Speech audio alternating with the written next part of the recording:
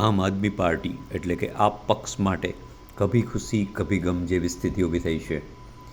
વિસાવદર ખાતેથી પ્રતિષ્ઠાભેર જંગ લડીને ગોપાલ ઇટાલિયાની જીત બાદ હવે ઉમેશ મકવાણા કે જેઓ બોટાદથી ધારાસભ્ય તરીકે ચૂંટાઈ આવ્યા હતા, તેઓએ આપ પક્ષમાંથી આ પહેલાં શું કહ્યું હતું એ સાંભળો. આ પહેલાં પણ મેં આનો ખુલાસો કર્યો હતો, આજે પણ હું કરી રહ્યો છું. આમ આદમી પાર્ટી ગુજરાતની અંદર ખૂબ જ સારું કામ કરી રહી છે. ટૂંક જ સમયમાં ગુજરાતની અંદર અમારું આમ આદમી પાર્ટીનું નવેસરથી સંગઠન પણ નિર્માણ થવા જઈ રહ્યું છે. હવે આજ ઉમેશ મકવાણાએ દંડક પદેથી રાજીનામું આપીને કહ્યું કે ઇટાલા માટે આખી આપ મેદાનમાં અને કડીમાં તમે દલિત ઉમેદવારને એકલો મૂકી દીધો. આવા થોડાક હાસ્યાસ્પદ લાગતા નિવેદનો કરી અને પાર્ટીને પણ ગંભીર સ્થિતિમાં મૂકનાર અંતે ઉમેશ મકવાણાને આપમાંથી 5 વર્ષ માટે સસ્પેન્ડ કરવામાં આવ્યા છે. કહેવાનો મતલબ એમ છે, કડીમાં માત્ર ને માત્ર ખાલી વિસાવદર કડીમાં એક રોડ શો થયો, એમાં મારી પણ હાજરી હતી. આતિશીજીનો સંજયસિંહની એક માત્ર સભા થઈ હતી. એ સિવાય કોઈ રિસોર્સિસ નહીં, કોઈ બુથ ઉપર મેનેજમેન્ટ આખી જે આમ આદમી પાર્ટીની જે કાંઈ રિસોર્સિસ હતા, જે પ્રદેશના નેતાઓ હતા, દરેક જિલ્લાના જે પદાધિકારીઓ હતા, એ બધા વિસાવદર હતા. કડીમાં કોઈ પણ એવા મોટા નેતાઓ ક્યાંય જોવા નતા મળ્યા. એટલે માત્ર ને માત્ર જે દલિત સમાજનો જે આમ આદમી પાર્ટીનો જે કાર્યકર્તા જે કડીમાં લડતો હતો, લોન 10 લાખની લોન લઈને લડતો હતો, એ આજે એની જાતને એકલો સમજી ગયો.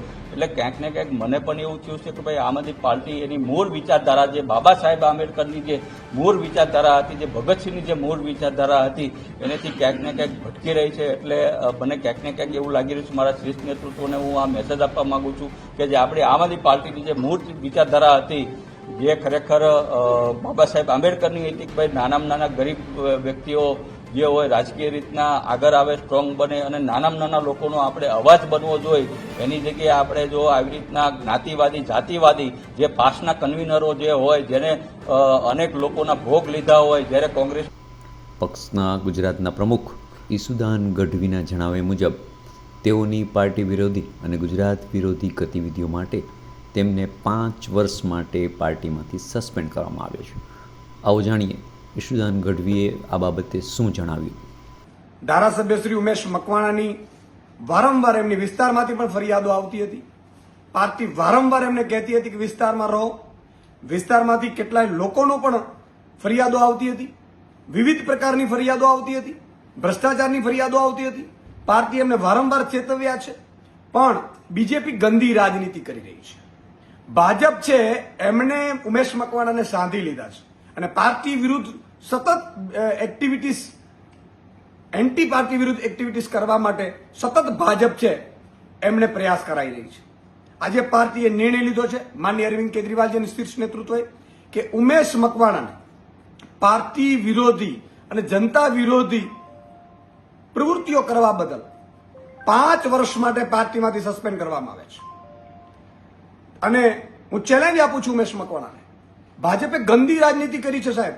એમણે વિસાવદર ચૂંટણીમાં રાજીનામા અપાડાવ્યા, ધારાસભ્યોને પાછી વિસાવદર આમ આદમી પાર્ટીએ જીતી, ભાજપ બોખલાઈ ગઈ છે. ભાજપે મેસેજ આપવા માંગે છે કે તમારા બીજા ધારાસભ્યોને પણ અમે ટચમાં છીએ. પણ આમ આદમી પાર્ટી, એનો કાર્યકર્તા અને ગુજરાતની જનતા બધું જોઈ રહી છે ભાજપની આ ગંદી રાજનીતિ. અને વિસાવદરની ચૂંટણી પછી ભાજપ સંપૂર્ણપણે બોખલાઈ ગઈ હતી. આખી કેબિનેટો, કેન્દ્રીય મંત્રીઓ હોવા છતાં ભાજપે સુપડા સાફ થઈ ગયા છે. હમણાં સરપંચોની ચૂંટણીમાં પણ ભાજપના સુપડા સાફ થઈ ગયા છે. ત્યારે આ ઉમેશ મકવાણા જેવા વ્યક્તિઓને સાધીને ભાજપે આમ આદમી પાર્ટીને ડેમેજ કરવાની કોશિશ કરતી હોય તો એ ભૂલ ભરેલી છે. હું ઉમેશ મકવાણાજીને ચેલેન્જ આપું છું કે તમે ધારાસભ્ય તરીકે રાજીનામું આપીને ફરીથી ચૂંટણી જીતી બતાવો. તમારામાં હિંમત હોય.